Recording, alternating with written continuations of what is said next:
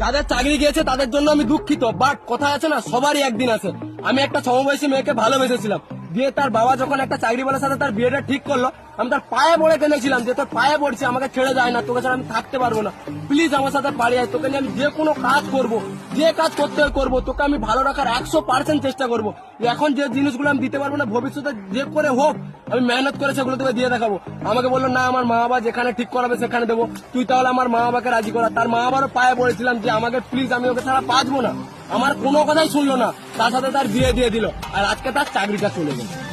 তা বলছি কি কাকু, জামাইকে গাড়ি দিয়েছিলে না, গাড়ি, মেয়ের হাতে চুড়ি, গলার চেন সবকিছু বেচে 12% সুদে টাকাটা রিটার্ন করে দেবে, ঠিক আছে? আর পশ্চিমবঙ্গে যে বেকারত্ব বেড়েছে, আপনার মেয়ে জামাই তো না খেতে পেয়ে মরে যাবে।